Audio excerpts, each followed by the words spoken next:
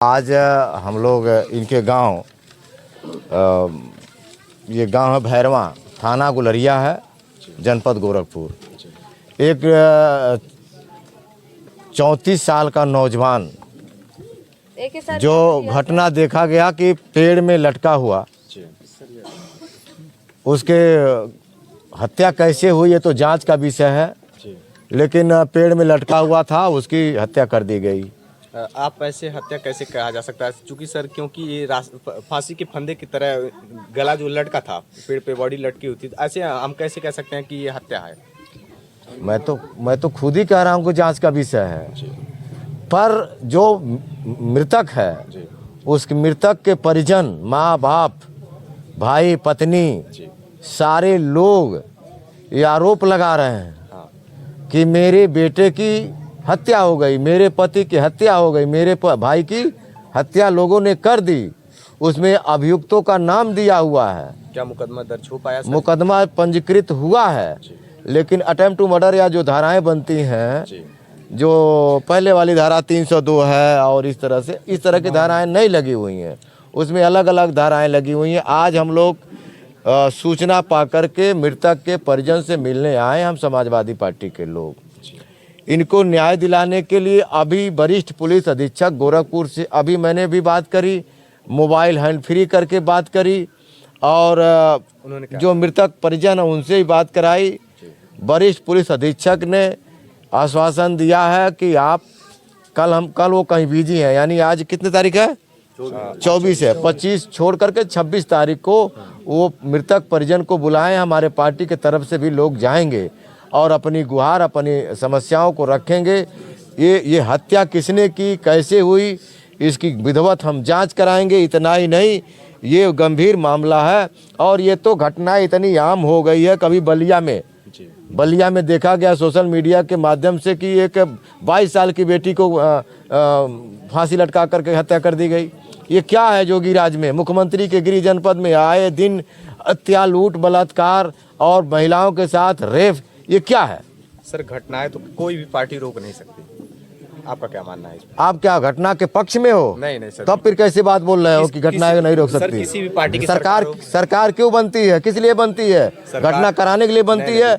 आप मीडिया का पक्ष रखो ना भाई। बिल्कुल, सरकार लोगों की मानसिकता नहीं बदल सकती, लेकिन हाँ, ये दबाव डाल सकती है, प्रेशर डाल के, प्रशासनिक कानूनी रूप से उनका प्रताड़ना, दबाव डाल करके उनको इंसाफ दिला सकती है। सरकार लोगों का मानसिकता नहीं बदल सकती। कुछ बदलाव किया जा सकता है, लेकिन सर कुछ नहीं, पूरा बदलाव किया जा सकता है भाई। आपकी पार्टी की सरकार होती तो क्या करती? यही करते, अपराध रोक देते। नहीं होने पाता इस तरह से। हमारी पार्टी की सरकार थी, तरह अपराध थोड़ी होता था कि बेटियों को रेप करके, बलात्कार करके और फांसी के फंदे पर तरह लटकाया जाता था। ये आम बात हो गई, हम रोक देते, एकदम रोक देंगे। और 2027 में अगर जनता ने हमें आशीर्वाद दिया, समाजवादी पार्टी की सरकार बनी, उस उत्तर प्रदेश का मुख्यमंत्री माननीय श्री अखिलेश यादव जी बने, अपराध रोकेंगे हम। बहुत सारे इश्यू आज इस पर नहीं बोलना है मुझे, लेकिन अपराध पर बोलेंगे। मुख्यमंत्री के जनपद में बड़े पैमाने पर हत्या, लूट, बलात्कार हो रहा है। इतना ही नहीं, जो पीडीए के लोग हैं, दलित, पिछड़े, अल्पसंख्यक के लोग हैं, आए दिन उनके साथ क्या देश बना दिया गया है। दलितों के मोछ रखने पर हत्या हो रही है, घोड़ी चढ़ने पर दलितों की हत्या हो रही है। कोई पिछड़ी जात का व्यक्ति अगर ठीक ठाक स्मार्ट है, लोग जल रहे हैं, हत्या कर दे रहे हैं। ऐसे देश थोड़ी चलता है, ये देश संविधान से चलता है। तो क्या सर, तो अपराध जो बढ़ रहा है कि वर्तमान सरकार संविधान की पालन नहीं कर रही है? वर्तमान सरकार संविधान का पालन और नियम का पालन करे, नीति सही लगाए तो कोई अपराध नहीं होगा। आप हमारे राष्ट्रीय अध्यक्ष जी ने कहा था कि जितने अपराधी टॉप 10 के अपराधी हैं उनकी सूची जारी करें। आज तक नहीं जारी किया मुख्यमंत्री जी ने। जारी क्यों नहीं करते? कम से कम पता चले कि अपराधी कौन है। बदनाम किसी को और करेंगे और अपराधी कोई और रहेगा। वर्तमान सरकार बुलडोजर चलाने की बात करती है सर, अपराधियों थर-थर कांपते हैं उत्तर प्रदेश के मुख्यमंत्री के जनपद में। ऐसे क्या कहना चाहते हैं? थर-थर कांपते हैं, पैंट गीली हो जाती है अपराधियों की सर वर्तमान। तो थर-थर कांपते हैं तो चलो, हमारे एक गोला थाने में खिकटा गाँव है, एक चमार का लड़का जिसकी उम्र 22-23 साल है, उसका 15-16 चाकुओं से घोंप करके हत्या कर दी गई। उसका जांघ काट दिया गया फावले से, उसकी आंख फोड़ दी गई। चलो आप पैरवी करो, उसके खिलाफ जो अभियुक्त लोग हैं उनके खिलाफ बुलडोजर चले। यहाँ भी अगर गलत सही अगर जो आरोप है अगर तथ्य पाया गया तो इनके घर भी बुलडोजर चल रहा है। बुलडोजर किसके ऊपर चल रहा है?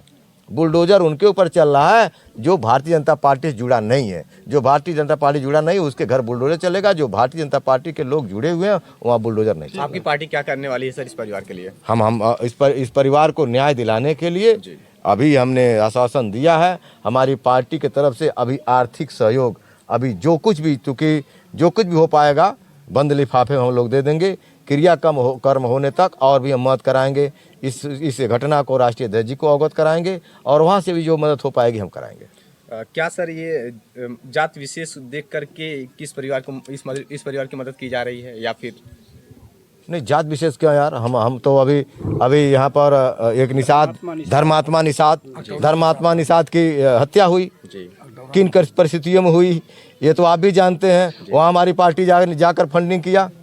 अभी हम टौरा में निषाद का हत्या हुई, क्या नाम शिवधनी निषाद, उसकी समाजवादी पार्टी के राष्ट्रीय अध्यक्ष माननीय श्री अखिलेश यादव जी ने जाकर के वो दिया आर्थिक सहायता। हम लोग खुदे हाथ से पहुँचाए हैं। हम जातिवाद जो समाजवादी लोग हैं वो जातिवादी नहीं है। जातिवादी तो भारतीय जनता पार्टी के लोग हैं। धन्यवाद। और अभी देख पा रहे थे चूंकि इस परिवार का कोई एकमात्र वही सहारा थे निर्गुण यादव। वो अपने घर के इकलौते संतान थे। इस परिवार का रोजी रोटी चलाने वाला कोई और है नहीं। पिता है वो भी दवा पे हैं, माँ है वो भी दवा पे हैं, जैसे सदैव जीवित हैं सर। तो मेरा बस आपसे यही अपील है कि इस परिवार को आर्थिक रूप से भी मदद हम जरूर कराएंगे मेरे भाई। आप तो मेरे दिल की बात कह दी। इस पर इनका कोई नहीं है, लेकिन हम समाजवादी पार्टी के लोग हैं। उस बेटे को हम लोग वापस नहीं कर पाएंगे, वो कोई नहीं कर पाएगा। लेकिन हम पार्टी के लोग एक बेटा का नहीं बन सकते, लेकिन बेटा के रोल में इनका हम